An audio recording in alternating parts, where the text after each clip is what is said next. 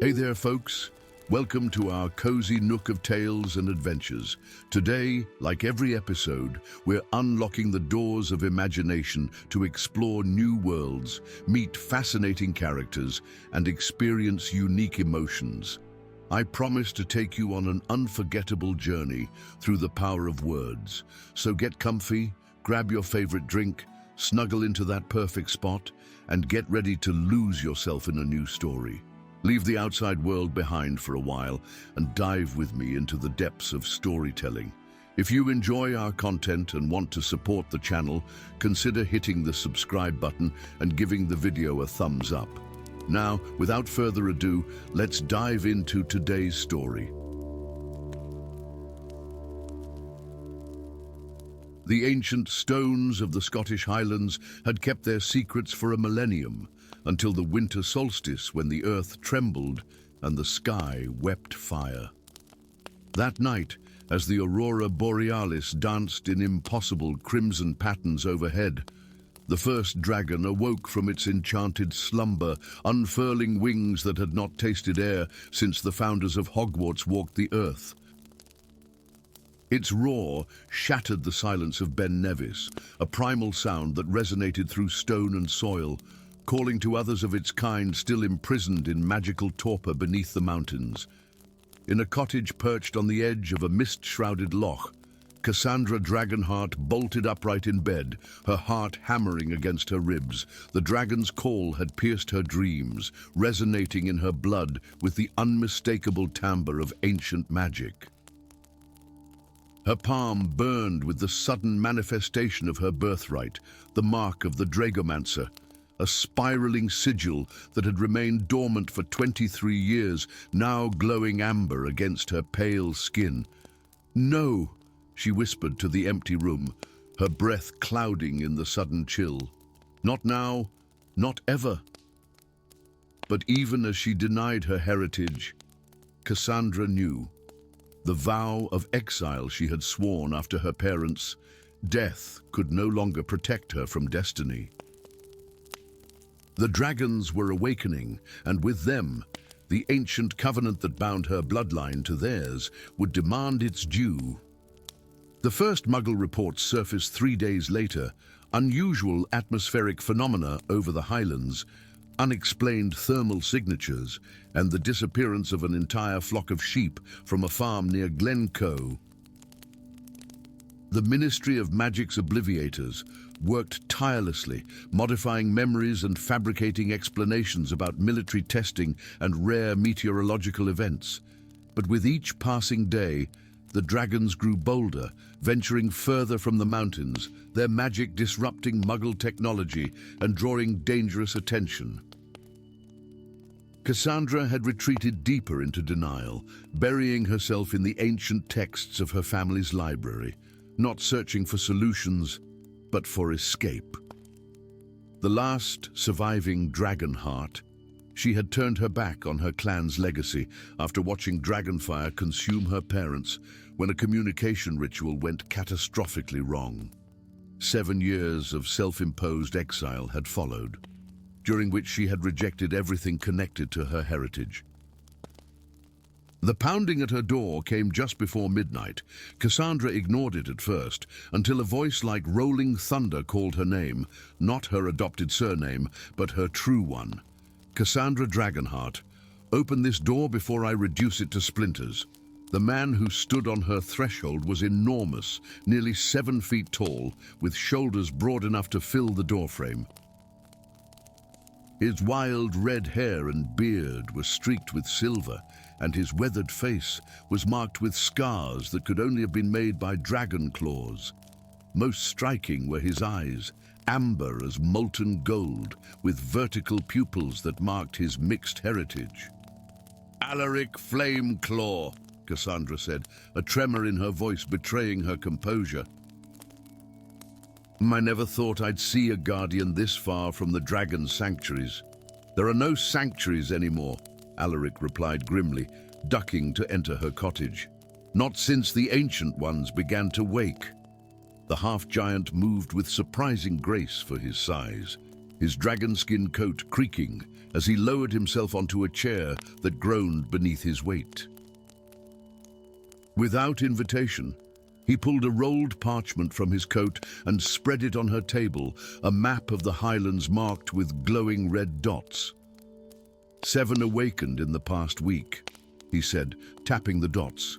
3 Hebridean blacks, 2 Antipodean opalies that haven't been seen in Britain for centuries, a Welsh green that should be hibernating this time of year, and something else. His finger rested on the largest mark, pulsing ominously over Ben Nevis. Something ancient, something that predates our records. And what does this have to do with me? Cassandra asked, though the mark on her palm throbbed with the answer. Alaric's golden eyes narrowed. You know exactly what it means, Dragomancer. The timing is not coincidence. The ancient dragons awaken every 1,000 years, and only a Dragonheart can prevent what comes next. I'm not a Dragomancer, she snapped. That part of me died with my parents. Then we are all doomed, Alaric said simply, because the awakening heralds the return of Draconis, and without a Dragomancer to renew the pact, there will be nothing to stop him from reclaiming what he believes is his birthright. Dominion over both dragons and wizard kind. The journey to Hogwarts was tense and silent. Cassandra had reluctantly agreed to accompany Alaric, if only to prove him wrong about her supposed destiny. They traveled by night, avoiding the increasingly frequent dragon sightings that had the ministry in disarray. Alaric's knowledge of hidden paths through the Highlands betrayed a familiarity with the terrain that seemed at odds with his role as a guardian from the Romanian sanctuaries. You're not telling me everything, Cassandra challenged, as they crested a hill overlooking the Black Lake, Hogwarts Castle glimmering in the distance like a constellation brought to Earth. How does a guardian know so much about Scottish dragon lore, about my family? Alaric's pace slowed, his massive shoulders tensing beneath his coat. Because before I was a guardian, I was a hunter, he admitted, voice heavy with long-carried shame. But the best dragon hunter in Europe. I tracked and killed 17 dragons before I... He trailed off, eyes fixed on the castle ahead. Before you what? Cassandra pressed. Before I learned what they truly were. Before I understood the ancient magic that binds them to this world and to families like yours. He turned to face her, his expression grave. I'm trying to atone for my sins, Dragonheart. Just as you're trying to run from yours. The accusation stung, but before Cassandra could retort, a shadow passed overhead, immense and swift, blotting out the stars. They dropped instinctively to the ground as the dragon soared toward the castle, its scales gleaming like obsidian in the moonlight. Merlin's beard, Alaric breathed. It's heading for the castle. Headmistress McGonagall met them at the gates, her lined face severe with concern.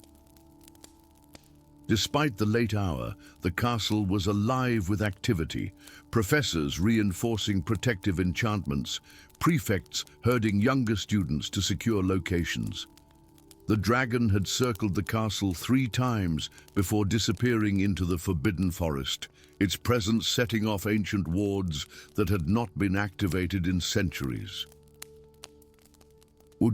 We found something in the foundations, McGonagall explained, as she led them through corridors that seemed to shift and extend, the castle itself responding to the threat outside its walls. During renovations after the Battle of Hogwarts, we discovered a chamber that predates the founders, a chamber with markings similar to those. She nodded to the mark on Cassandra's hand, which now pulsed visibly through her glove. The chamber lay beneath the Great Hall, accessible only through a passage that materialized in the wall behind the staff table at McGonagall's command. As they descended, the air grew increasingly warm, charged with a magic so ancient it felt alien to Cassandra's senses. The chamber itself was circular, its walls carved with images of dragons and wizards, standing not in battle but in harmony.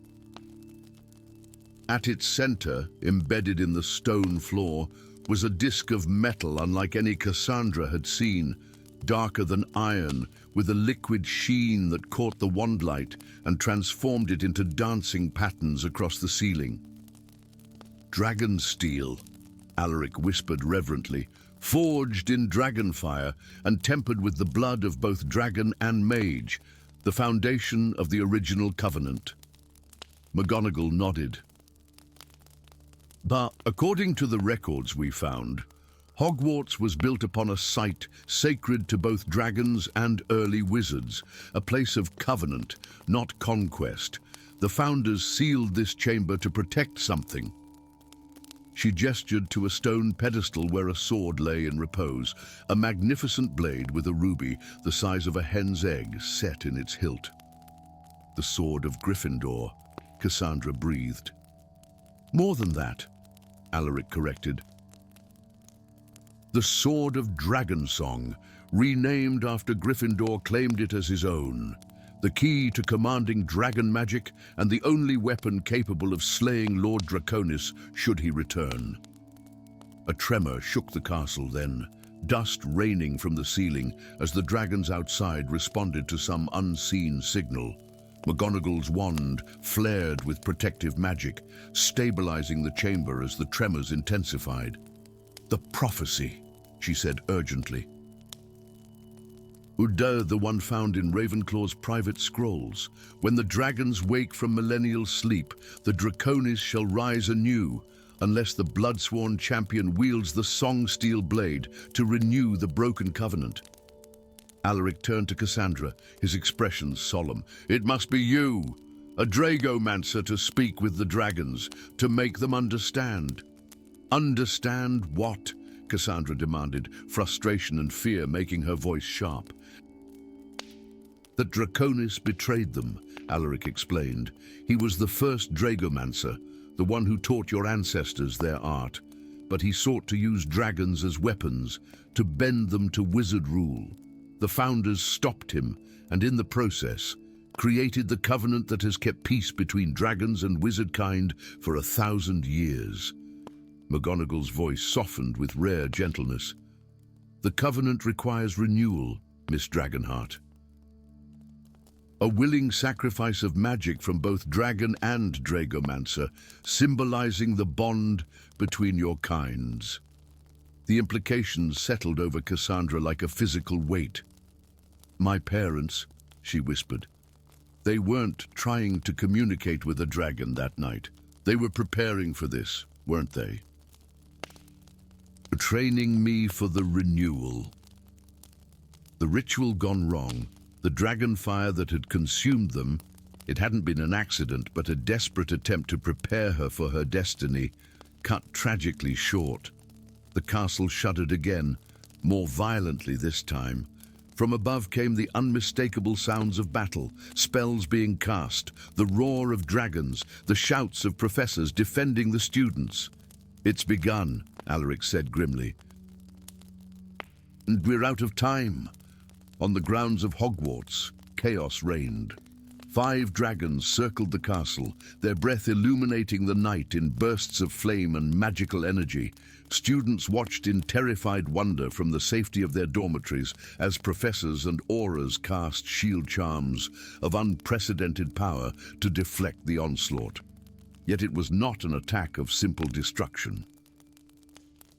The dragons moved with purpose, their fire concentrated on a single point, the highest tower of the castle, where a vortex of dark energy had begun to form, swirling like a malevolent storm.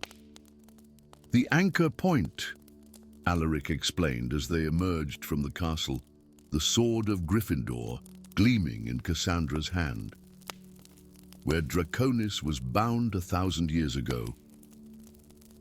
The dragons aren't attacking. They're trying to break the final seal." Cassandra felt the mark on her palm burning now, resonating with the dragons overhead. With sudden clarity, she understood her role.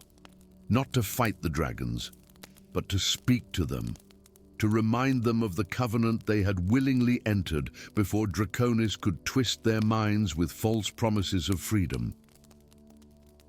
"Ought I need to get closer?" she said, her voice steady despite the fear churning in her stomach. Alaric nodded, then astonished her by removing his coat to reveal a harness beneath. "I didn't always hunt dragons," he said with a grim smile. "Sometimes I rode them." The next minutes were a blur of terror and exhilaration as they soared above the castle on the back of a hippogriff McGonagall had summoned from the forest. Cassandra clung to Alaric's waist, the sword strapped to her back, as they climbed into the maelstrom of dragons and magic. At the heart of the storm, the vortex had begun to take humanoid shape, a figure of darkness and ancient power, half-formed but growing more substantial with each passing moment. Lord Draconis, returning to the world after a millennium of imprisonment.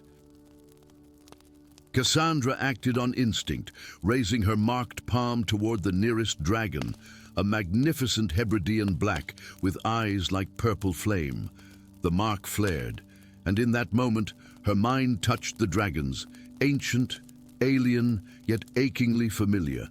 Images flowed between them, the original covenant, the betrayal of Draconis, the 1,000 years of enforced slumber that had protected both dragons and wizards from war. "Take me to the center," she commanded, her voice carrying the authority of her bloodline. The dragon's response was immediate. It banked sharply, dislodging the hippogriff, which shrieked in protest as Cassandra leapt from its back onto the dragon's scaled neck. Alaric shouted in alarm, but she was beyond hearing now. Her consciousness merged with the dragons as they plunged toward the vortex.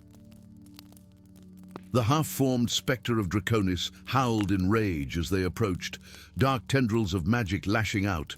The dragon weathered the assault, its scales deflecting the worst of the magic as Cassandra drew the sword. Its ruby blazed with inner fire, responding to the dragon's presence and the Dragomancer's touch, two halves of an ancient whole, reunited at last. "I am Cassandra Dragonheart," she called, her voice amplified by magic and the dragon's own roar. "Last of the Dragomancers, and I renew the covenant of my ancestors." The sword plunged into the heart of the vortex just as the dragon released its breath, not fire, but pure magical energy that engulfed both Cassandra and the materializing form of Draconis.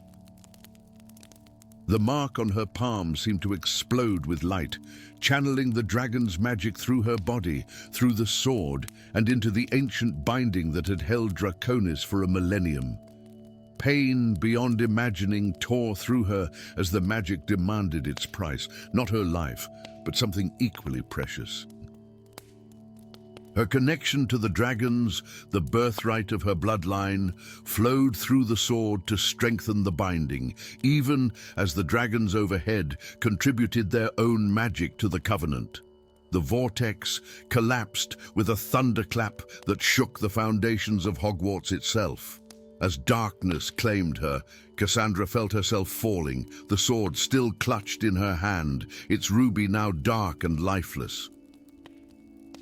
She awoke in the hospital wing 3 days later to find Alaric dozing in a chair beside her bed, his massive frame comically oversized for the furniture. Beyond the windows, the skies over Hogwarts were clear and calm. "The dragons?" she asked, her voice a rasp. Alaric started awake, relief washing over his scarred features, returned to their slumber, but not in torpor this time. "They've retreated to the most remote mountains, where they can live in peace without threatening the statute of secrecy." Cassandra raised her palm, unsurprised to find the mark faded to a pale scar. "The covenant, renewed for another 1,000 years." Alaric's expression softened. "You fulfilled your family's oath, Cassandra. The debt is paid." She nodded, feeling not loss, but a curious sense of completion. The sword of Gryffindor lay on a table nearby, its ruby once again gleaming with inner fire. Not the frantic blaze of battle, but a steady warmth, like a hearth fire in winter. "And what now?" she asked, gazing at the sword that connected her to both past and future. Alaric's smile held both challenge and promise. "Now, Dragomancer, we teach the next generation that dragons are not weapons or monsters, but the oldest allies wizardkind has ever known." Starting with the truth about Hogwarts itself, built not to teach magic apart from the world, but to protect the most sacred covenant in magical history. Outside, a dragon's roar echoed from distant mountains, not a challenge or a threat, but a reminder of ancient bonds renewed, of debts repaid, and of a future where understanding might finally replace fear. Story 2. The ancient stones of Hogwarts Castle had witnessed 1,000 years of magical history, but never had they trembled with such unease as on that midwinter night when the constellations shifted into rare alignment overhead. Within the headmistress's tower, the portraits of former school leaders stirred in their frames, whispering urgently as the artifacts in the glass cases began to glow with an eerie luminescence, pulsing in unison like a single heartbeat. Minerva McGonagall stood before the case containing Godric Gryffindor's sword, her lined face illuminated by its ruby-red aura. The blade, normally dormant unless called by true need, now vibrated against its moorings, a faint melody emanating from its steel, a song that found echoes in Helga Hufflepuff's cup across the room, in Rowena Ravenclaw's diadem recovered after the Battle of Hogwarts, and most disturbingly, in the locket of Salazar Slytherin, painstakingly restored from the shattered Horcrux it had once been. Headmistress, Albus Dumbledore's portrait spoke, his painted eyes grave behind half-moon spectacles. "The signs are unmistakable. The convergence approaches." McGonagall nodded, her fingers tracing ancient runes that had appeared spontaneously on her desk, runes she had last seen in a text describing the founding of Hogwarts itself. "I know, Albus," she replied, her voice steady despite the weight of dread settling in her chest. "And there's only one person who might understand what we're facing." Orion Crowley felt the disturbance in the magical field before the headmistress's silver tabby Patronus arrived at his door. In his cottage on the remote shores of the Hebrides, magical instruments of his own design, whirling astrolabes, pendulums suspended in enchanted solutions, and a particularly sensitive etheric barometer had been behaving erratically for weeks. The ley lines flowing beneath the British Isles had shifted, their currents altered as if responding to some great magical lodestone that had suddenly appeared. Tall and lean, with eyes the color of storm clouds and hair as black as a raven's wing, Orion had once been the Department of Mystery's most promising unspeakable. That was before his theories about the fundamental nature of house magic had been deemed too radical, too dangerous, before his research into the original enchantments of the Sorting Hat had led to his quiet dismissal and unofficial exile. Now, as McGonagall's voice echoed from the Patronus, "The Founder's artifacts have awakened. We need your expertise immediately." A smile curved Orion's lips. Vindication tasted sweet, even if it came with the bitter knowledge that his warnings had gone unheeded until crisis was upon them. Within the hour, he had apparated to the gates of Hogwarts, his travel-worn cloak billowing around him in the winter wind. The castle that had once been his home welcomed him with whispers, not metaphorical ones, but actual murmurs that seemed to emanate from the very stones. The four shall become one when darkness and light merge. The eclipse of the houses approaches.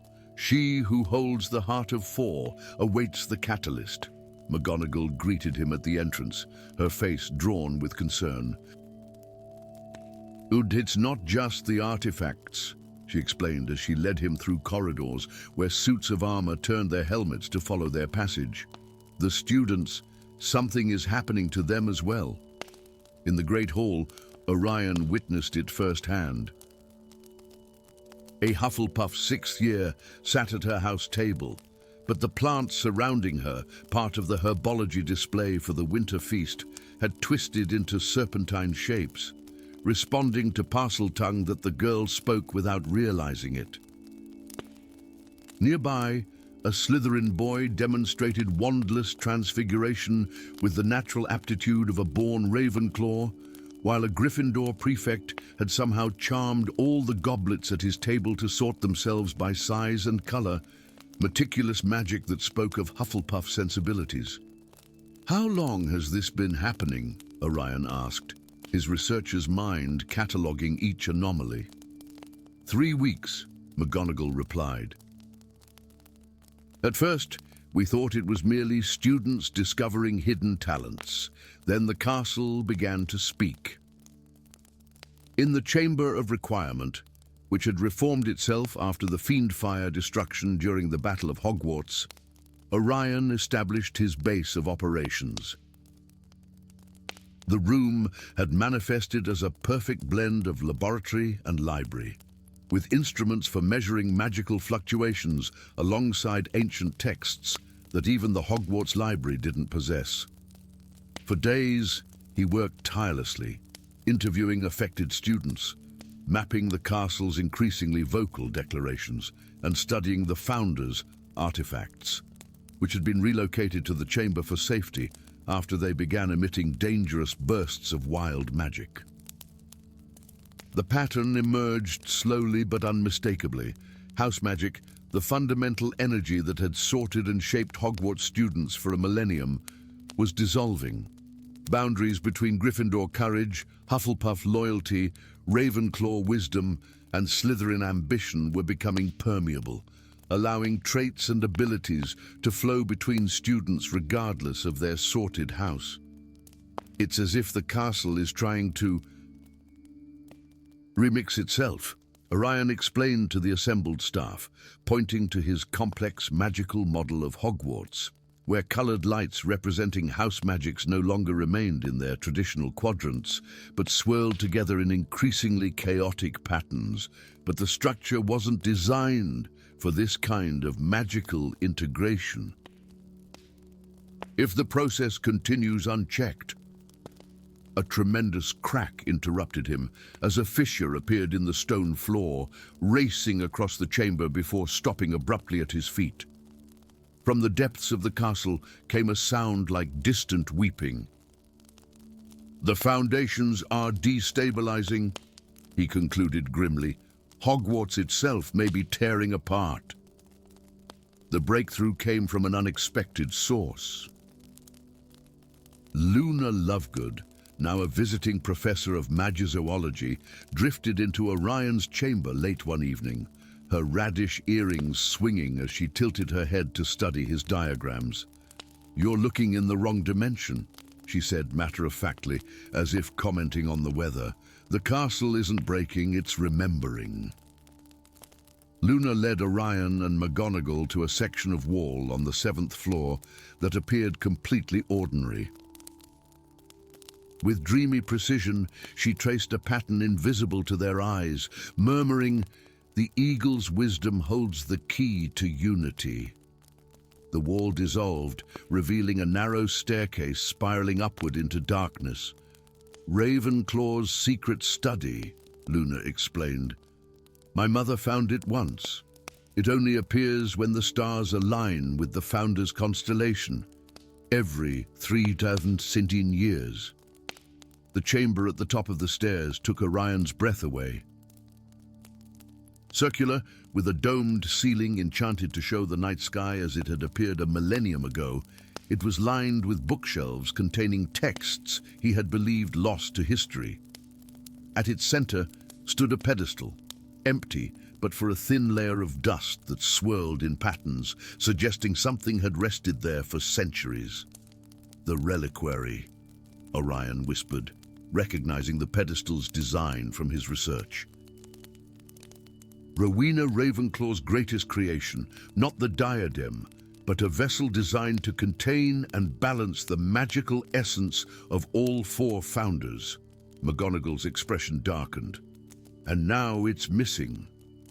Borrowed, corrected a melodious voice from the shadows, by its rightful guardian. The woman who stepped into the light moved with the fluid grace of one accustomed to power. Her age was indeterminate. She could have been 30 or 300, and her robes shimmered with threads that changed color as she moved, cycling through the four house colors in harmonious patterns. Most striking were her eyes, divided precisely into quadrants of emerald, sapphire, ruby, and amber. "Lady Seraphina," Luna said with a polite curtsy. "Ndap, headmistress to Professor Crowley, may I present the last descendant, keeper of the founder's bloodlines." Lady Seraphina's tale unfolded in the headmistress's office, where the portraits of former school leaders leaned forward in their frames to catch every word. She was indeed the last living descendant of all four Hogwarts founders, the culmination of bloodlines that had intertwined over centuries. "The reliquary was never meant to remain dormant for so long," she explained, her quadrant-colored eyes reflecting the firelight.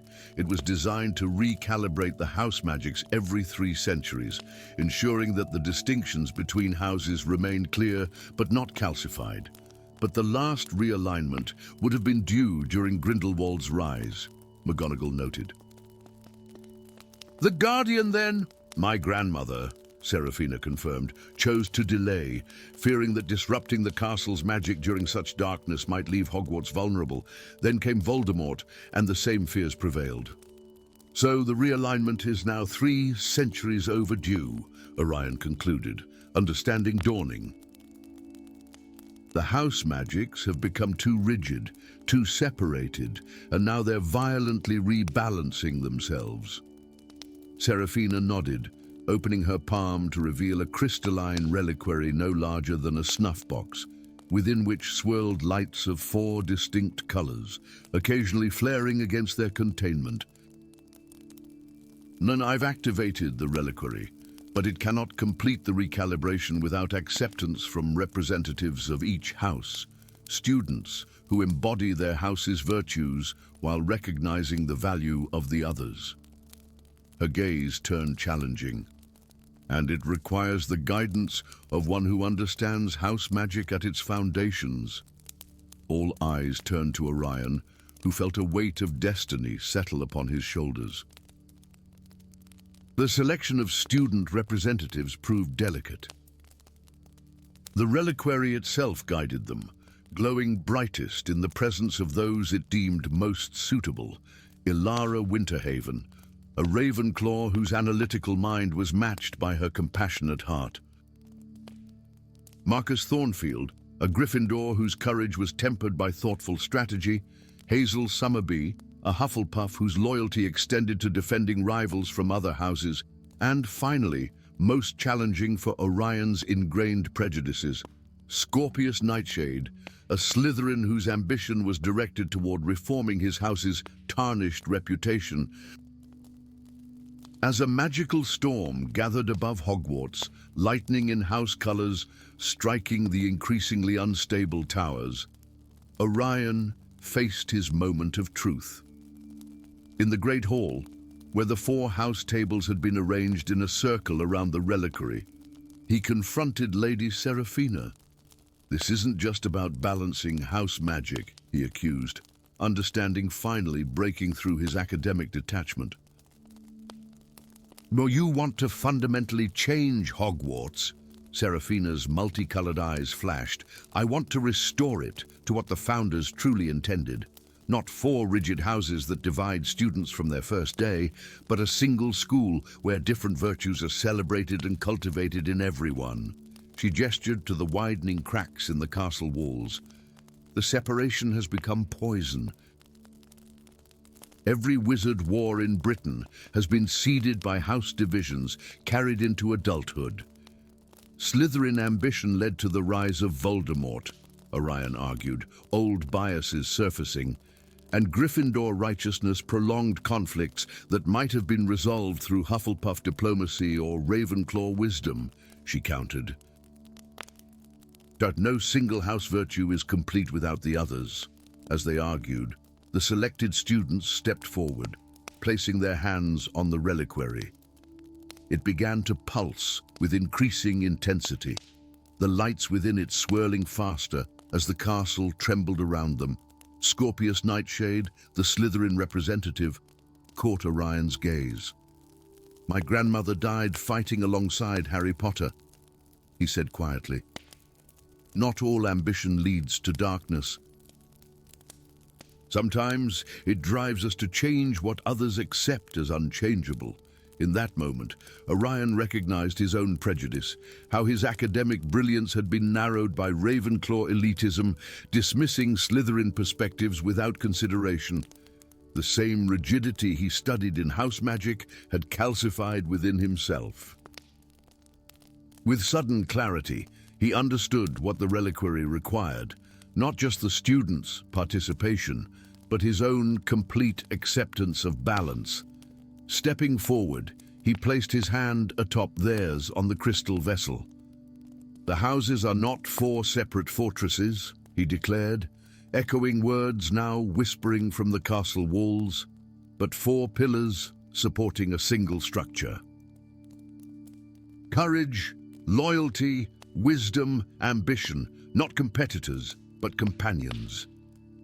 The reliquary flared blindingly bright, its crystal shell dissolving as the 4 colors within it expanded outward in a shockwave that passed through every stone of Hogwarts. The cracks in the walls sealed themselves, the magical storm above dispersed into gentle rain that fell through the enchanted ceiling, each droplet containing tiny rainbows.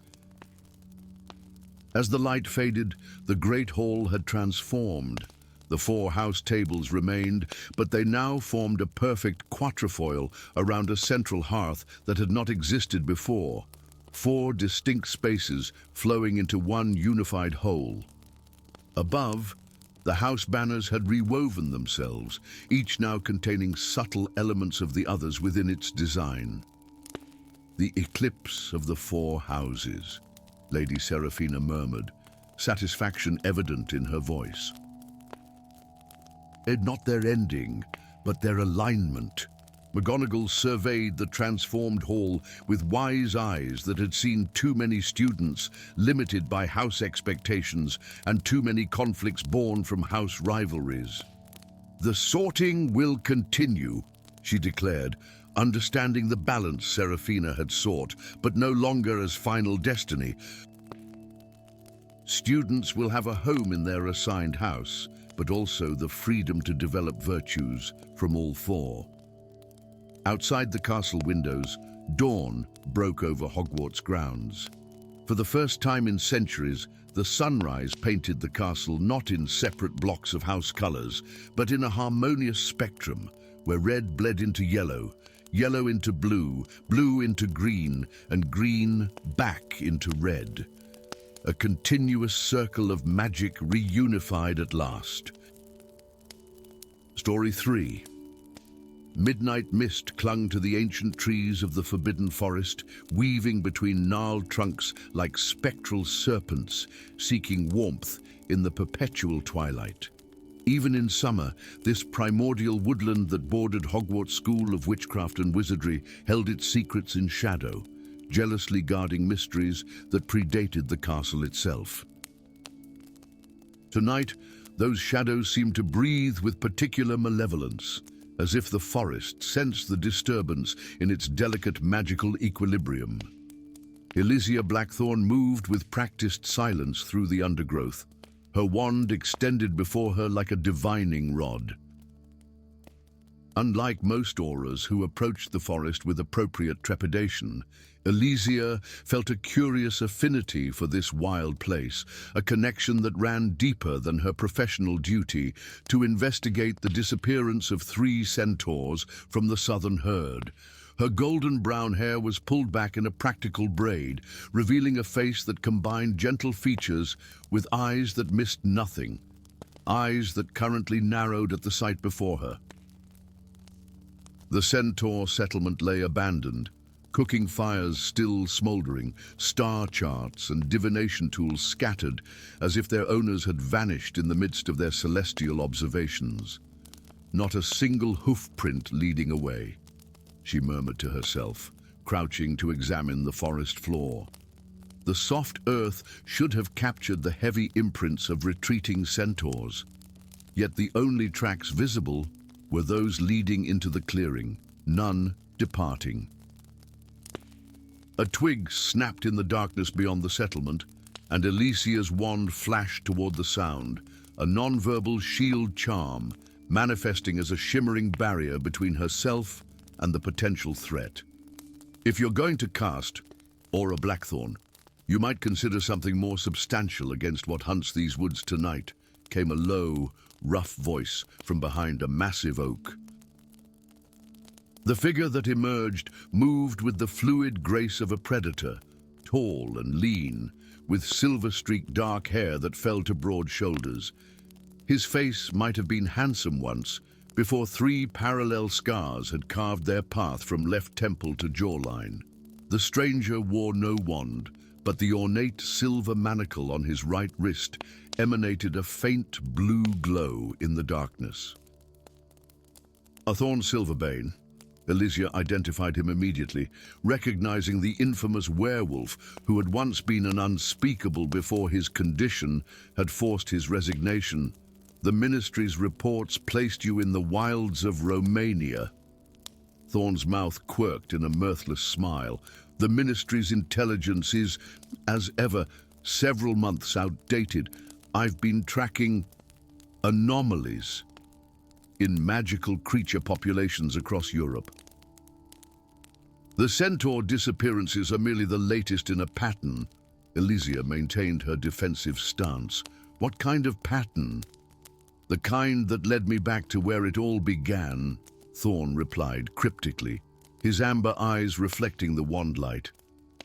Tell me, Elara Blackthorn, have you noticed anything unusual about Hogwarts Castle lately?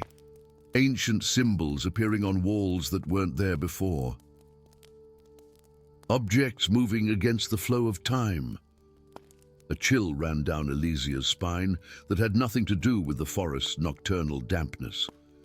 Just yesterday, she had been summoned to Hogwarts by the headmistress precisely because medieval runes had spontaneously manifested on the walls of the Hufflepuff common room. Runes that, according to Professor Babbling, dated to the era of the founders. "Who are you really, Silverbane?" she demanded, her wand unwavering. "Someone who, like you, carries the burden of legacy," he answered, pulling back his sleeve to reveal not just the silver manacle but a birthmark on his forearm, a crescent moon cradling a small star. "When the mark of the lunar guardian, just as you bear the mark of Hufflepuff's lineage." Elysia instinctively covered her right wrist, where a small badger-shaped birthmark had been present since her birth, a family secret passed down through generations of Blackthorns, direct descendants of Helga Hufflepuff herself. "How could you possibly—" A sudden tremor interrupted her, the ground beneath them shuddering as if some massive creature stirred in the depths below.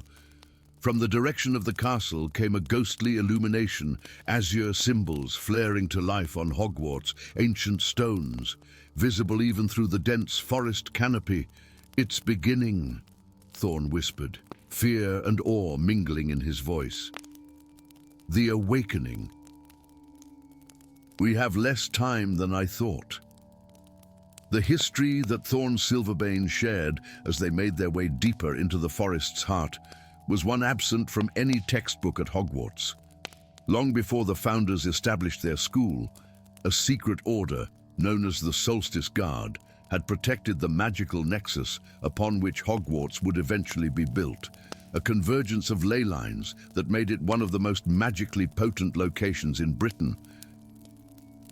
The centaurs are descendants of the original guardians, Thorn explained, as they followed a path visible only to his enhanced werewolf senses. Their stargazing isn't merely divination, it's vigilance. They watch for celestial alignments that might weaken the seals containing the Leviathan. The Leviathan? Elysia's skepticism was evident. That's a myth, a biblical sea monster. Thorn's laugh held no humor. And all myths are shadows of truth, Elara Blackthorn. The creature sleeping beneath the Black Lake predates human civilization, an entity of pure magical energy that the founders themselves reinforced the bindings upon. Salazar Slytherin's Chamber of Secrets was actually created as a final defense should the creature ever stir. And you believe someone is deliberately removing the centaurs to weaken these supposed bindings? Not someone, Thorn corrected grimly. Something, a guardian gone rogue, convinced that the magical world has become too diluted, too corrupt. It seeks to release the Leviathan, to purge those it deems unworthy of magic. The path opened suddenly into a perfect circular clearing where moonlight illuminated what appeared to be a Stonehenge in miniature, 7 waist-high stones arranged around a central altar of black obsidian. The ground within the circle was carpeted not with grass, but with luminescent moss that pulsed with a heartbeat rhythm. Thorn knelt at the circle's edge, unclasping the silver manacle from his wrist. Close up, Elysia could see it was no ordinary restraint, but an intricate device of goblin silver, inlaid with runes and a central crystal. This is a veil key, he explained, noting her interest. Forged from meteoric silver during the last convergence 5 centuries ago.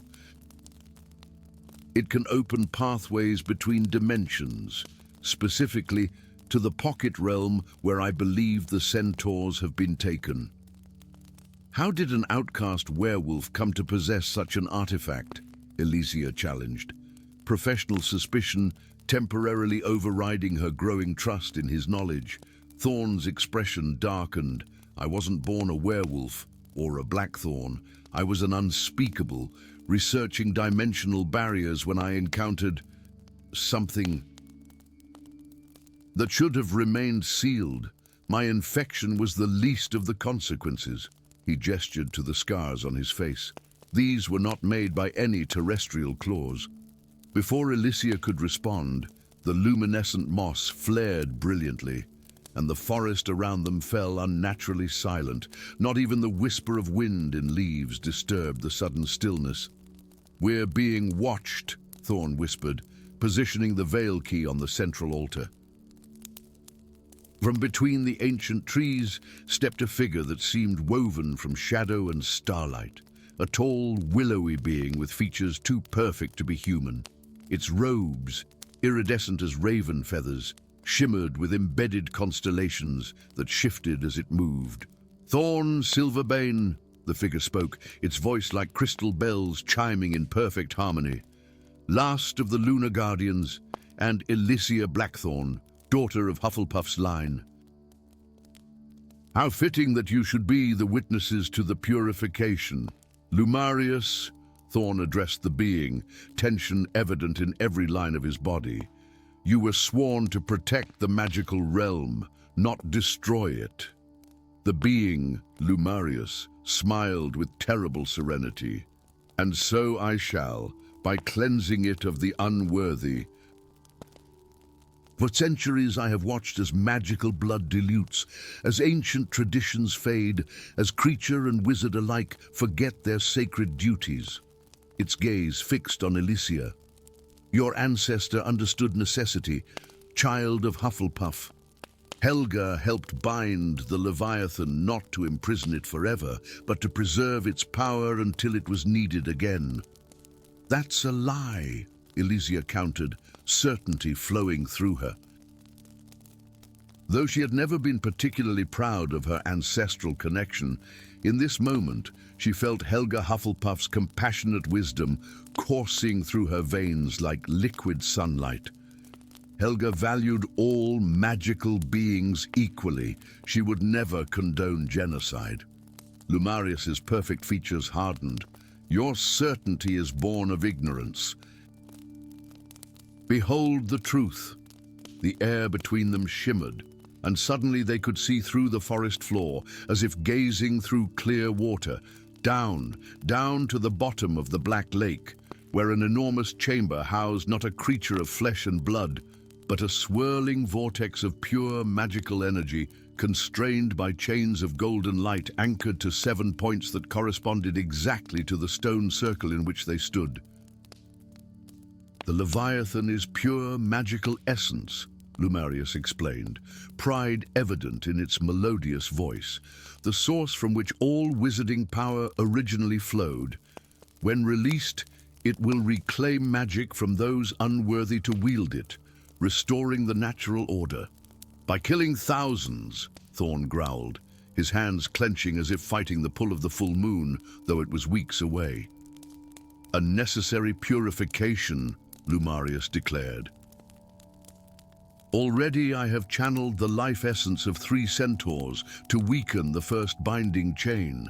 Soon I shall have enough power to break them all. Elysia's mind raced. The being before them radiated magical power beyond anything she had encountered in her aura career. A direct confrontation would be suicidal, but Thorn's veil key still lay on the altar, and Lumarius had revealed more than it realized. Arm the centaurs, she said carefully. They're not dead. Merely transitioned, Lumarius confirmed with a dismissive wave. Their physical forms provide the energy needed to break the bindings, while their spirits remain suspended between dimensions, a painless process. And these bindings, Elysia continued, subtly shifting her position to place herself between Lumarius and the altar. They're connected to the Founder's bloodlines, aren't they? That's why the symbols appeared in the Hufflepuff common room. Clever child, Lumarius smiled thinly. Each founder contributed their magical essence to one binding chain, with the 3 remaining chains empowered by magical creatures, centaur, merperson, and goblin. As the solstice approaches, all 7 must be renewed, or broken. Thorn caught Elysia's eye, a silent understanding passing between them. He lunged suddenly, not at Lumarius but away, drawing the being's attention while Elysia dived for the altar, her fingers closing around the veil key. Lumarius moved with impossible speed, but the proximity of the stone circle seemed to constrain its power. As its fingers grazed Elysia's robes, she slammed the veil key down on the altar stone, channeling every ounce of her magic, and something more, something ancient that flowed from her Hufflepuff birthmark into the artifact. "Revelar verum," she cried, the incantation coming to her lips unbidden. The veil key shattered with a sound like 1,000 wind chimes, and reality itself seemed to fracture around them. Through the cracks poured golden light, not the sickly glow of Lumarius's magic, but warm and vital as sunlight. The forest blurred, then reassembled itself, now populated with translucent figures, the missing centaurs, suspended in a state between worlds. But they were not alone. Surrounding the stone circle stood spectral guardians, 7 figures in archaic robes. Elysia recognized 4 immediately from their portraits at Hogwarts. The founders themselves, Hufflepuff, Gryffindor, Ravenclaw, and Slytherin. The others were representatives of magical races, a centaur, a merperson, and a goblin warrior. Lumarius spoke the ghostly form of Helga Hufflepuff, her voice echoing as if across centuries. "You have betrayed your oath." The being's perfect face contorted with rage. "I sought only to protect magic itself, by corrupting its fundamental nature," countered Rowena Ravenclaw. "Magic thrives on diversity, on change. Your purification would have stagnated it forever." Godric Gryffindor stepped forward, a spectral sword in his hand.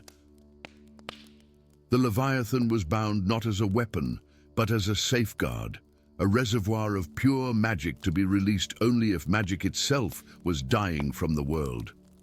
"Which it is not," completed Salazar Slytherin, his expression severe.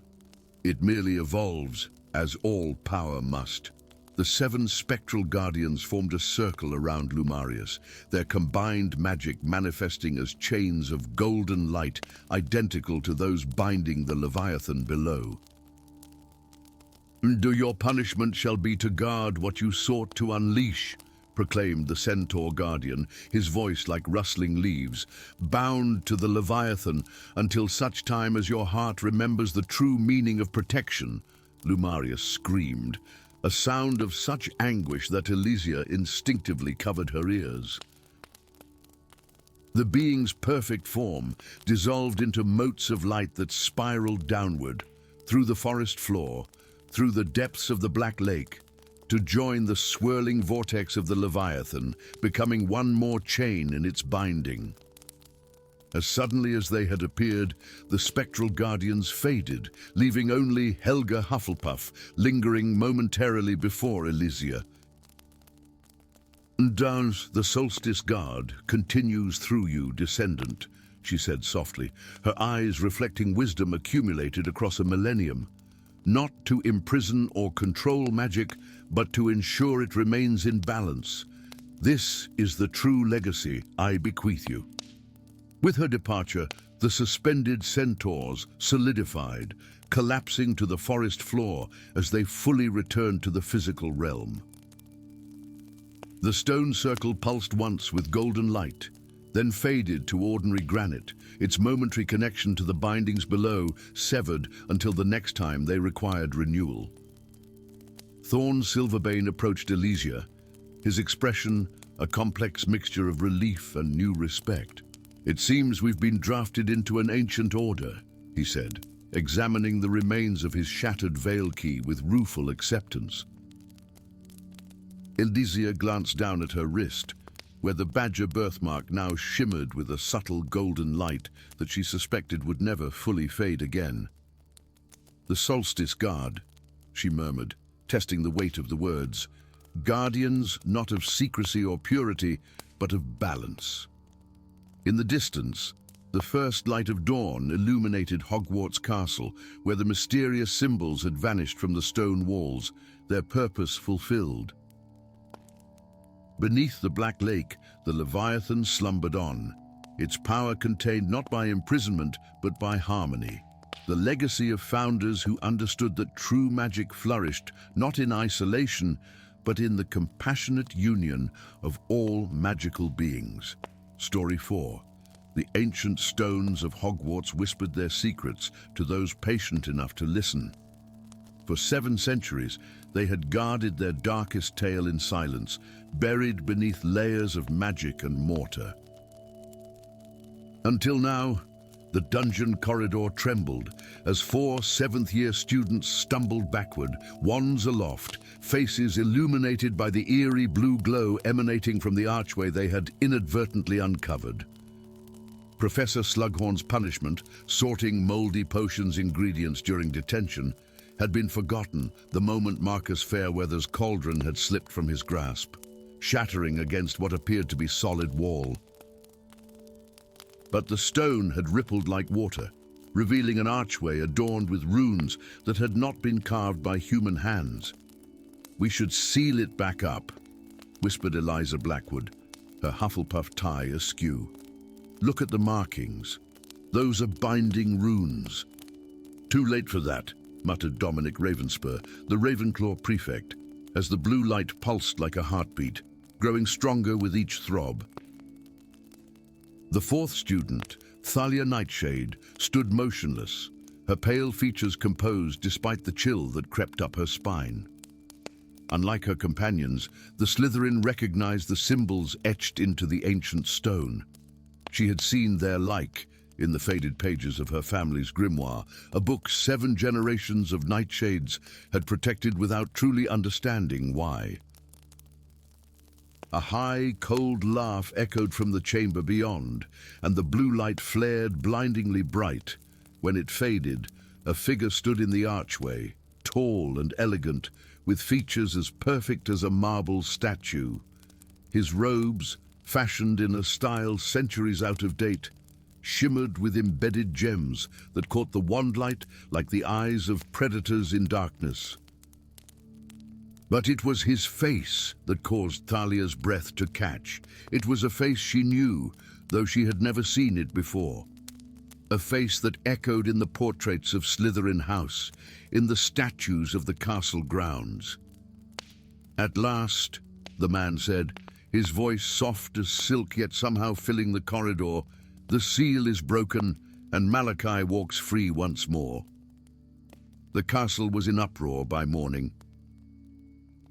Students whispered of strange lights in the dungeons, of corridors that had not existed the day before, of portraits whose subjects had fled their frames in terror.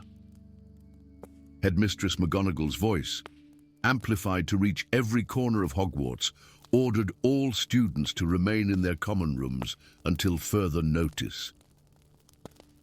Thalia Nightshade sat alone by the emerald-tinted windows of the Slytherin common room, gazing into the murky depths of the lake beyond the glass.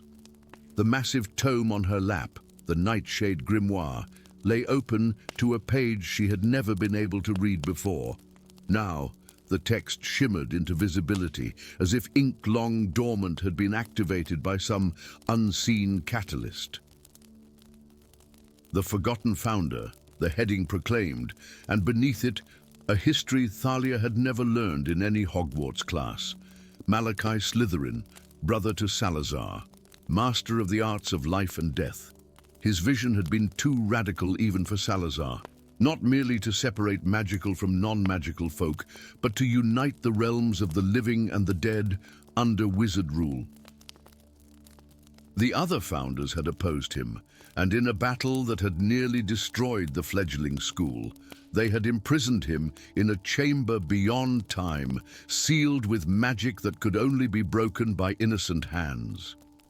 A shadow fell across the page, and Thalia looked up to find Armand Greengrass, the Slytherin head boy, regarding her with cold suspicion. "Nightshade," he said, "the headmistress wants to see you."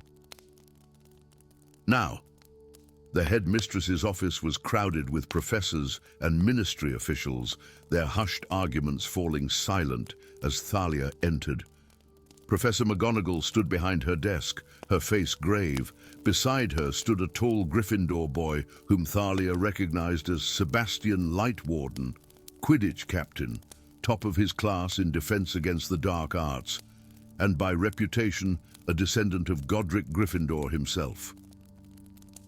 "Miss Nightshade," McGonagall said without preamble, "what do you know of your family's connection to the guardian bloodlines of Hogwarts?" Thalia hesitated, clutching the grimoire to her chest. "Only what my grandmother told me before she died, that we were record keepers, charged with preserving certain histories that couldn't be trusted to the ministry." "Record keepers," echoed a portrait on the wall, a wizard with a silver beard whom Thalia recognized as Dumbledore. A modest description for one of the most important magical duties in Britain. "The Nightshades," McGonagall explained, "have served as the secret historians of Hogwarts since its founding, specifically documenting certain events deemed too dangerous for common knowledge." She gestured to Sebastian, "just as the Lightwardens have served as guardians of specific magical seals." Sebastian's expression was a storm cloud. "Seals my family maintained for 700 years without incident, until now." The accusation in his voice made Thalia's cheeks burn. "I didn't break any seal. My friends and I were serving detention. The timing is hardly coincidental," interrupted a stern-faced ministry wizard. Indeed, the 7th centennial of Malachi's imprisonment, 4 students representing the 4 houses, and among them a Nightshade and a Ravenspur, bloodlines specifically mentioned in the original binding. What matters now, McGonagall said firmly, is containing the situation. Malachi has been freed, but he remains weakened.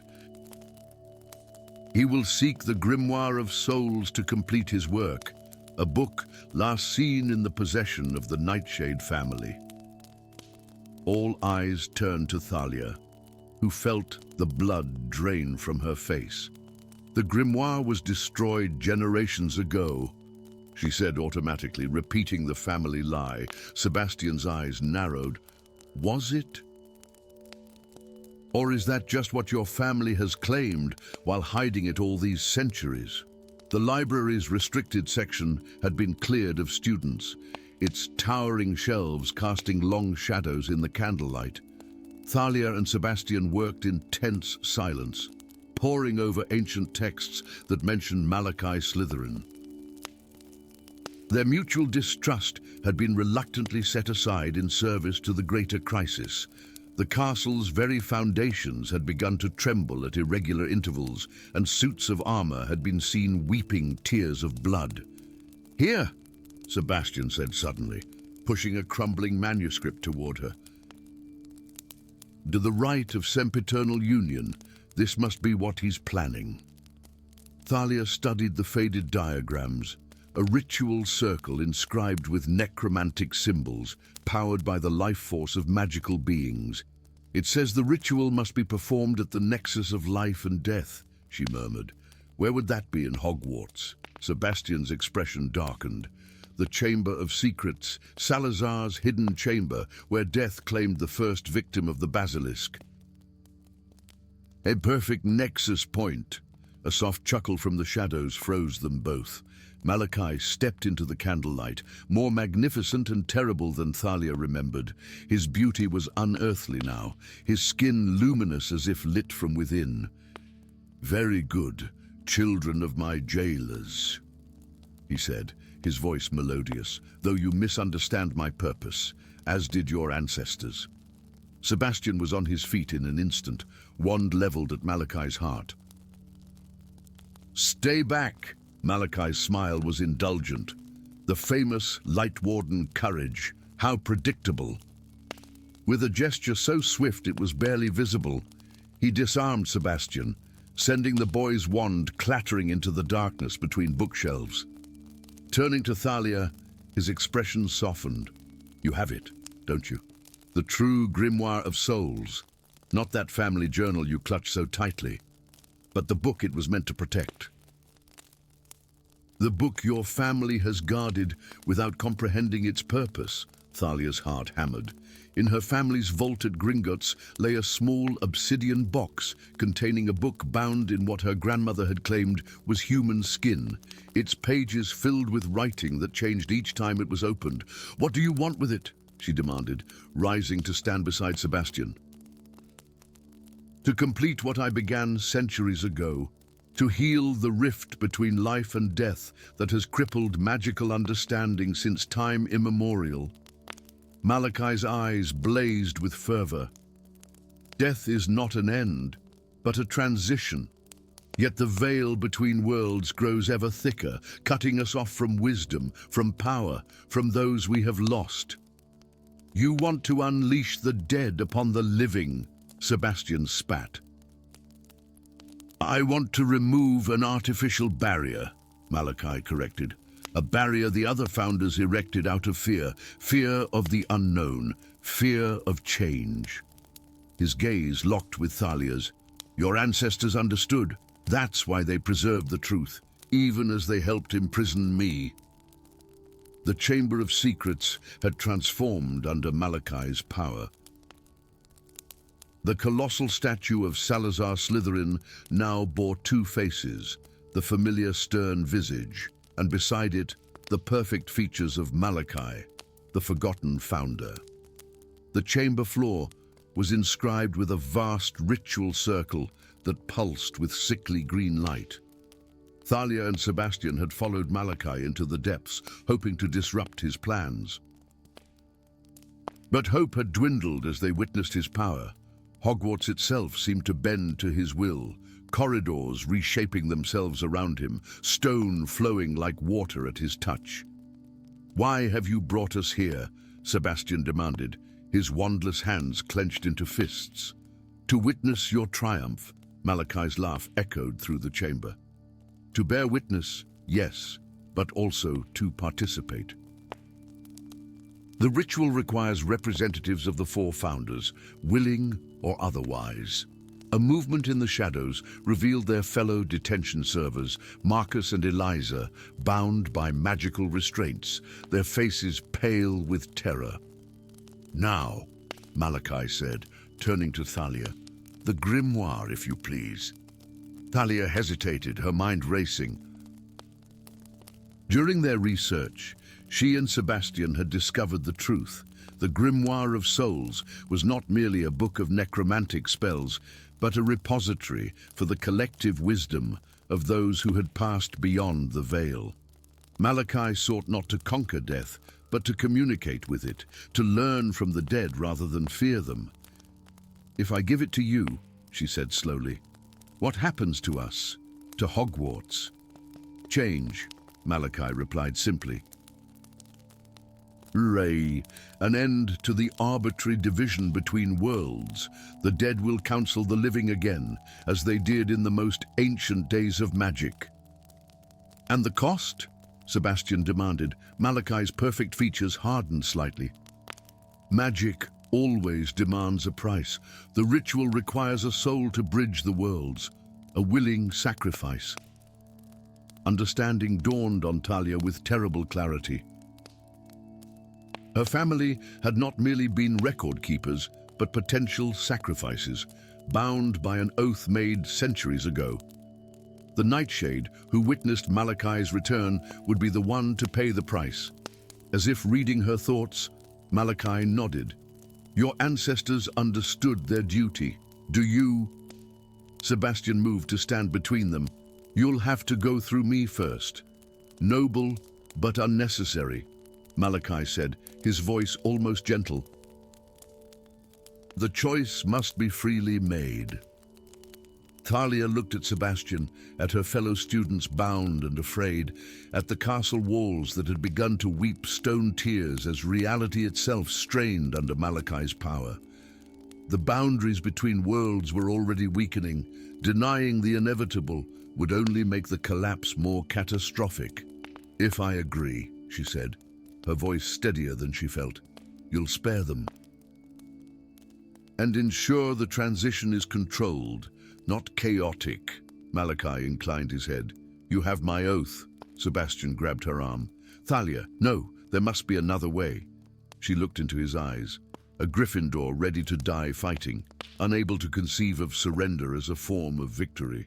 "Sometimes the bravest choice isn't the most obvious one," she said softly. Stepping forward, Thalia drew from her robes a small object wrapped in black silk, not the grimoire itself, but a key fashioned from a human fingerbone, the key to the vault where the true book lay hidden. "I, Thalia Nightshade, honor the oath of my bloodline," she declared, her voice echoing strangely in the chamber. "I offer myself as the bridge between worlds, that the wisdom of the dead may flow once more among the living." The key in her hand burst into silver flame that engulfed her without burning. Malachi's expression was one of triumph, and something else, respect, perhaps even gratitude. As the silver fire consumed her physical form, Thalia felt herself expanding, her consciousness stretching between realms. She was no longer merely Thalia Nightshade, seventh year Slytherin, but a conduit through which countless voices spoke, the dead of centuries, their knowledge flowing through her into the world of the living. Her last human sight was Sebastian's face, transfixed with horror and wonder as the veil between worlds grew thin enough to see through. And beyond it, waiting to share their wisdom with the living once more, the countless generations of wizards and witches who had passed beyond, not as conquerors, but as teachers, returning at last to the school that had forgotten one of its founders and the most ancient purpose of magic itself, not to cheat death, but to understand it. Story 5. The ancient clock tower of Hogwarts shuddered as its massive gears ground to a halt, the sound of metal straining against metal echoing through the castle corridors like the death rattle of time itself. For a breathless moment, the pendulum hung motionless in mid-swing, defying gravity's ancient law. Then, with a sound like the intake of breath before a scream, the mechanisms lurched backward, and the hands began to spin counterclockwise. Elara Timebender stood frozen in the Ravenclaw common room, watching as her classmates continued their studies, oblivious to the catastrophe unfolding. Only she could see the subtle wrongness, the teacup rising from the shattered pieces on the floor, the pages of books fluttering backward, the rain outside the arched windows flowing upward to rejoin the clouds. She clutched the damaged time turner hanging from a chain around her neck, its fractured hourglass warm against her palm, resonating with the temporal distortion like a tuning fork struck against the fabric of reality. "You can see it, can't you?" The voice behind her was soft but firm, like velvet-wrapped steel. Professor Kronos Vaultkeeper stood in the doorway, his silver-streaked hair and midnight blue robes immaculate as always. Yet something was different about the arithmancy teacher today. His eyes, normally the color of faded parchment, now swirled with galaxies of indigo and gold. "The clocks," Elara whispered, her voice trembling. "Time is bleeding. Not just bleeding, Miss Timebender. It's hemorrhaging." Vaultkeeper glanced at the time turner in her hand. "And that trinket of yours is no mere family heirloom, is it? You felt it since you were a child, the divergences, the moments when reality shivers like a disturbed pond." Before Elara could respond, a fifth-year Ravenclaw named Thaddeus walked through the common room's entrance. Or rather, he appeared to walk backwards, his movements jerky and unnatural, his eyes vacant. The other students finally noticed, gasping as Thaddeus spoke in reverse, incomprehensible syllables falling from his lips like stones into a bottomless well. "He disappeared 3 days ago," a first-year whispered, "just vanished during potions. And now he returns," Vaultkeeper said grimly, "but part of him remains lost in the temporal void. Come with me, Elara. There's something you need to see." The forbidden corridor on the 7th floor was no longer forbidden. It no longer existed at all. Where solid stone should have stood, a shimmering veil of fractured light pulsed like an open wound in reality's skin. Through it, Elara glimpsed impossible things, Hogwarts as a ruin, as a gleaming futuristic spire, as a primeval forest with the castle's foundations barely sketched in ancient stones.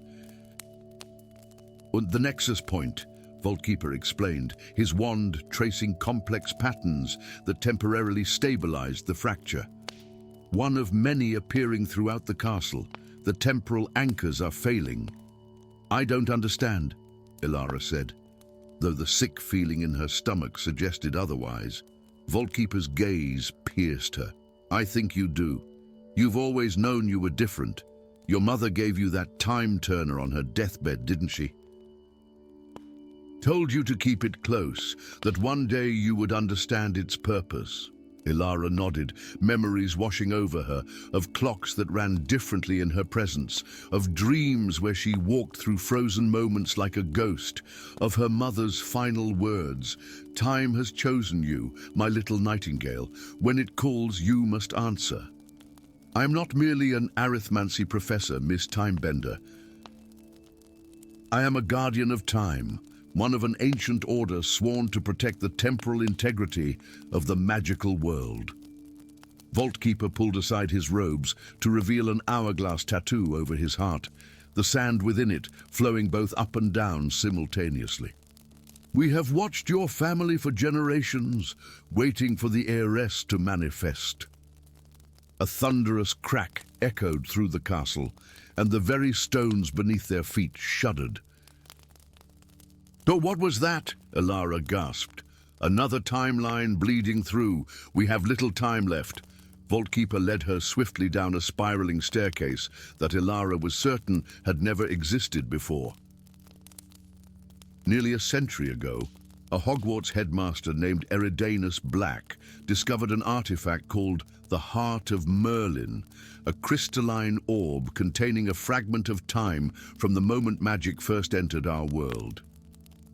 They emerged into a chamber deep beneath the castle, where the walls were lined with thousands of hourglasses of every size, all of them broken, their sand suspended in mid-air. Black was brilliant but prideful. He believed wizards deserved to rule openly and sought to use the heart to create an alternate timeline where the statute of secrecy never existed. Vaultkeeper's voice grew hard. "We stopped him, or thought we did. We sealed the heart in the primordial hourglass, the first timepiece ever created by wizard kind, and bound Erydanis in a temporal prison." In the center of the chamber stood a shattered pedestal. Surrounding it, arcane symbols had been scorched into the stone floor. "But now he's free," Elara whispered, understanding dawning like a cold sun. "Yes, the seals weakened over decades, and now Erydanis has returned, stolen the heart, and shattered the hourglass that maintained temporal stability at Hogwarts." Vaultkeeper turned to her, his expression grave. "And only the heiress of time can rebuild it." Over the next fortnight, as reality continued to fracture around them, Elara learned what it meant to be the heiress. The Timebenders, Vaultkeeper explained, were not merely wizards with an affinity for temporal magic. They were descended from Kronos the Timekeeper, Merlin's forgotten apprentice, who had sacrificed half his soul to stabilize time after his master's more dangerous experiments. The damaged time-turner she carried was no ordinary device, but the last shard of the original primordial hourglass, passed down through generations of her family, waiting for one with the innate ability to mend time's broken flow. Meanwhile, Hogwarts became a nightmare landscape of temporal anomalies. Corridors led to different centuries. Students aged decades or reverted to infancy in the span of heartbeats. Creatures from timelines that never should have existed stalked the halls. Three-headed wolves with scales instead of fur, dementors made of living crystal, dragons no larger than hummingbirds, but breathed fire that froze whatever it touched. In the library, now a labyrinthine space where bookshelves reached impossible heights and texts wrote and unwrote themselves before readers' eyes, they discovered Erydanis Black's journal, his elegant handwriting detailing his plan. "The astronomy tower," Elara said, looking up from the journal with horror. "He's going to use the heart at midnight during the celestial convergence, when 7 planets align. He'll have the power to collapse all possible timelines into one of his choosing. Where wizards reign supreme," Vaultkeeper nodded grimly. "But the collapse will destroy countless souls across all realities. We must stop him." The astronomy tower had transformed into a twisted spire that reached far higher than physically possible, its top lost in swirling clouds where lightning in impossible colors flashed continuously. As Elara and Vaultkeeper ascended the spiral staircase, reality grew increasingly unstable. Steps disappeared beneath their feet. Walls became transparent, showing vistas of Hogwarts in different eras. Ghostly figures moved around them, students and teachers from past deeds, future, and timelines that never were. At the tower's summit, Erydanis Black stood within a circle of hovering crystal shards. the remains of the primordial hourglass. Tall and aristocratic, with silver-streaked black hair and eyes like frozen mercury, he manipulated a pulsing orb of light between his hands, the heart of Merlin. "The guardian and the heiress," he said without turning, "right on schedule." "This ends now, Eridanus," Vaultkeeper called, raising his wand. Black laughed, the sound distorting and echoing as if coming from multiple throats simultaneously. "Nothing ends, Guardian. Time is a circle, or it will be, once I complete my work." The air around them shimmered, and suddenly they were surrounded by translucent figures, alternate versions of Elara herself. One wore Slytherin robes and a cold expression. Another was older, her face lined with bitterness. A third glowed with power, hovering inches above the ground. "You see," Black gestured expansively, "all possibilities exist simultaneously. I'm merely selecting the most advantageous." "You're destroying countless lives," Elara protested. "I'm saving our kind." Black's composure cracked, revealing the zealot beneath. "In my timeline, magic flourishes openly. Wizards need not hide their gifts." While he spoke, Elara felt her time-turner growing warmer. Understanding flowed through her, not as conscious thought but as instinctual knowledge. Her hands moved of their own accord, drawing the damaged time-turner from her neck. "Even if you believe that," she said, stepping forward, "you have no right to decide for everyone across all possible worlds." Black raised his wand, but Vaultkeeper moved with supernatural speed, engaging him in a duel of blinding intensity. Magical energies crashed together as Elara closed her eyes, concentrating on the crystal fragment in her palm. "I am the heiress of time, blood of Kronos, descendant of those who walk between moments." The shard began to glow, resonating with the fragments floating around Black. One by one, they broke free from his control, swirling around Elara like planets orbiting a sun. "No!" Black roared, blasting Vaultkeeper aside. He lunged for Elara, the heart of Merlin blazing between his hands. Time slowed to a crawl. Elara opened her eyes to find herself in a place beyond place, a void where countless threads of glowing light stretched in all directions. Her alternate selves stood with her, no longer adversaries, but aspects of a single being. "We are all choices," the Slytherin Elara said. "We are all possibilities," added the bitter, older version. "We are all one," completed the radiant, powerful incarnation. Understanding crystallized within her.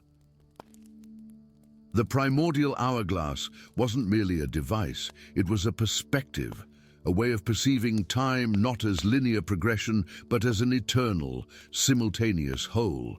"I accept all that I am and all that I might have been," Elara whispered. The fragments flew together, reforming not as an hourglass, but as a crystalline sphere surrounding the heart of Merlin.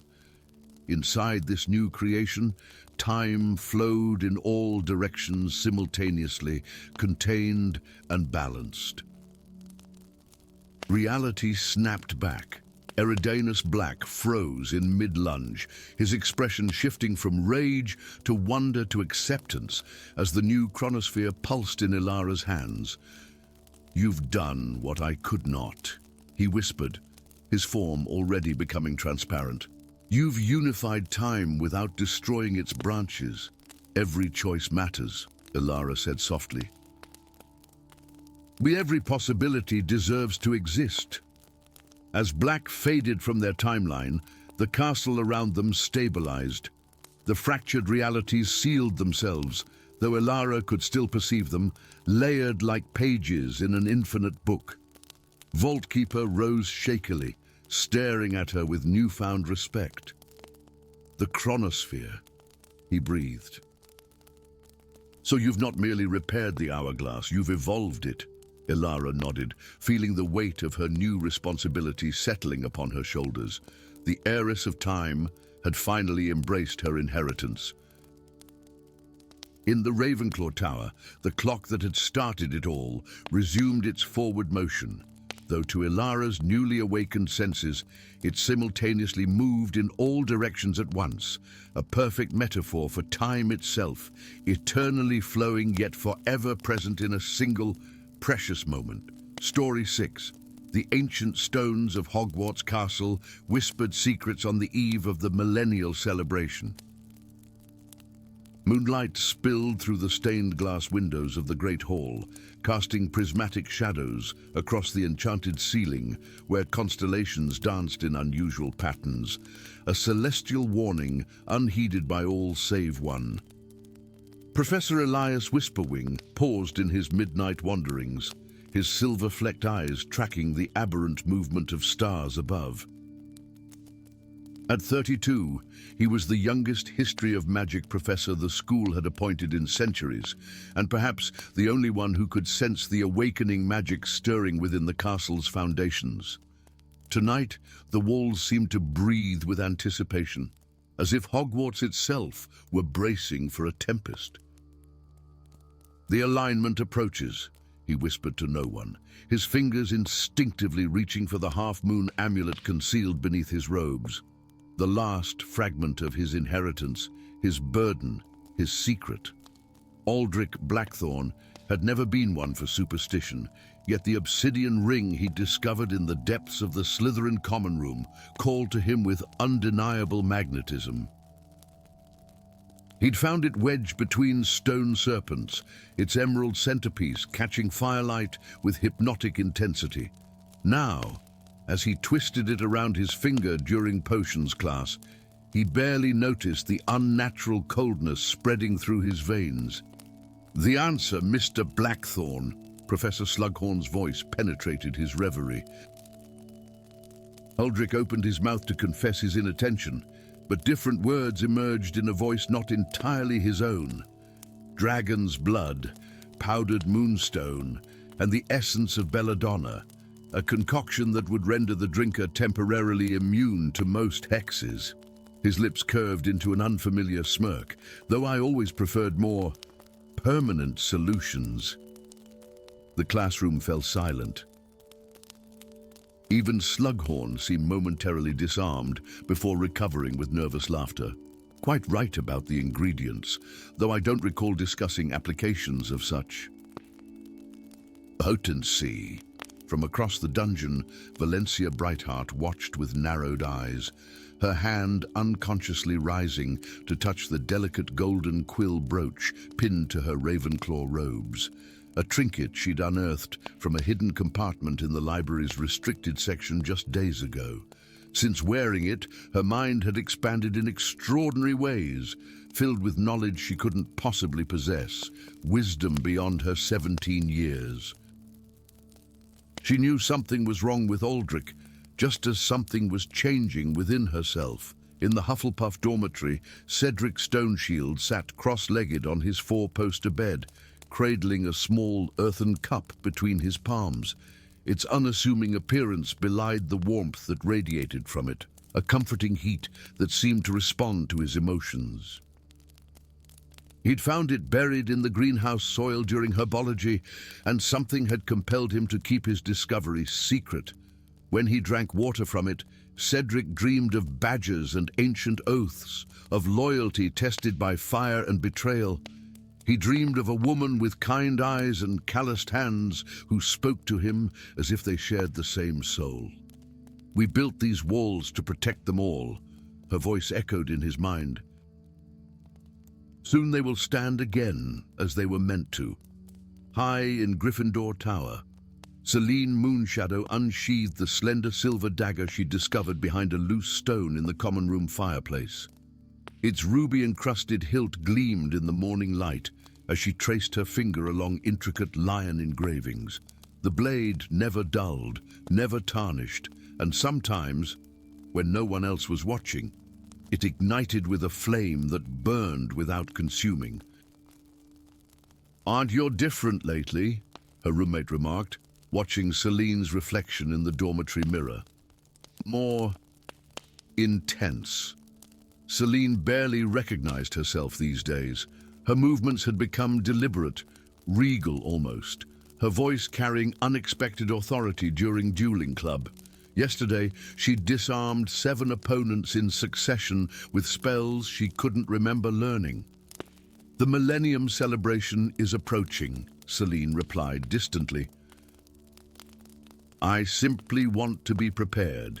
Professor Elias Whisperwing observed the 4 students from the shadows of the History of Magic classroom.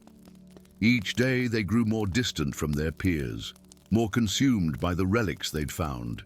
Each day the founders' essences strengthened within them. He recognized the signs. How could he not? The same blood that had cursed these children with susceptibility to possession ran through his own veins. The difference was that Elias knew what they did not, that the founders had been both greater and more terrible than any history book recorded. In his private chambers, ancient texts lay open on a worn desk, their pages filled with accounts expunged from official records. The truth of Hogwarts' founding was darker than the sanitized version taught to generations of witches and wizards. 5 founders, not 4, had raised the castle from Scottish mist. 5 pillars of magic had established the greatest school of sorcery the world had ever known. And when the 5th, Ambrose Whisperwing, had proposed including Muggle-born students from the beginning, advocating for the integration of magical and non-magical knowledge, the resulting schism had nearly destroyed everything before it began. The historical records claimed Salazar Slytherin departed over blood purity disagreements. The truth was more complex. A battle of unprecedented magical violence had erupted between all 5 founders, resulting in Ambrose's apparent death and the binding of the others, most volatile powers into personal objects, objects now found by 4 unsuspecting students. But Ambrose hadn't died. Grievously wounded, he had fled, taking with him knowledge of a failsafe he had secretly built into the castle. A final defense against his former friends should they ever attempt to resurrect their original plans for domination rather than education. In the Department of Mysteries, deep within the Ministry of Magic, Archmage Thaddeus Grimstone addressed the assembled members of the Covenant of Restoration. 13 figures in silver masks stood in a perfect circle around a stone basin filled with swirling memories. "For centuries, we have safeguarded the truth," Grimstone intoned. The founders were not merely educators, but the 4 most powerful mages of their age, whose combined might could have ruled the magical world. Their vision was not this schoolhouse of mediocrity, but a citadel of supreme magical governance. He waved his wand over the basin, conjuring spectral images of 4 students. "The vessels have been prepared, the relics have been found just as we arranged. On the night of the Millennium celebration, when the castle's magic reaches its zenith, we will complete the ritual of awakening.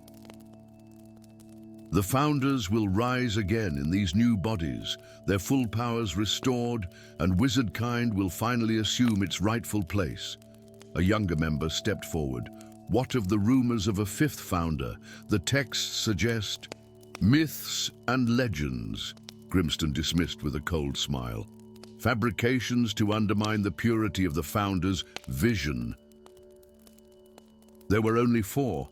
And soon they shall return to finish what they started." As Hogwarts prepared for its grandest celebration in 1,000 years, Elias Whisperwing tracked the 4 students through corridors and classes. He watched Elysia Blackthorn's growing cruelty, Elysia Brightheart's calculating isolation, Cedric Stoneshield's unnatural charisma drawing followers, and Celine Moonshadow's martial transformation. Separately, they were changing. Together, they were dangerous. Twice now he had observed the meeting in secret, speaking in archaic tongues, planning something none of their classmates could comprehend. Time was running short. The constellation alignment would peak on the night of the celebration. exactly when the founders' personalities would completely subsume the students. Elias suspected the Covenant's hand in this orchestration. Their agents had infiltrated the school decades ago, positioning themselves for this moment. In his chambers, Elias unwrapped the half-moon amulet, the last remnant of Ambrose Whisperwing's legacy. Unlike the other founders' relics, this one contained no personality imprint, no consuming power. Instead, it held something far more valuable: the key to Hogwarts' deepest magic. For the castle itself was Ambrose's greatest creation and his ultimate weapon. Built not just with stone and mortar, but with sacrifice and foresight, Hogwarts could protect itself when properly awakened. Elias closed his eyes, feeling the weight of 1,000 years of secrecy. His family had maintained their vigil across generations, waiting for this inevitable moment when ambition would threaten to destroy what Hogwarts had become, not a fortress of power, but a sanctuary of learning. He had one chance to save 4 young lives and prevent the resurrection of the founders' darkest ambitions. One chance to reveal a history long buried, one chance to awaken the forgotten magic of the 5th founder. As enchanted fireworks illuminated the night sky above Hogwarts and celebratory music echoed through ancient halls, Elias Whisperwing clutched his amulet and descended toward the heart of the castle, where the final battle for the soul of the wizarding world would soon begin. Behind him, 4 students moved as one toward the astronomy tower, their eyes gleaming with the light of ages past, their hands bearing relics of tremendous power, their bodies no longer entirely their own. And deep beneath them all, in a chamber unmarked on any map, 5 pedestals stood in a perfect circle, waiting for a reunion, a millennium in the making.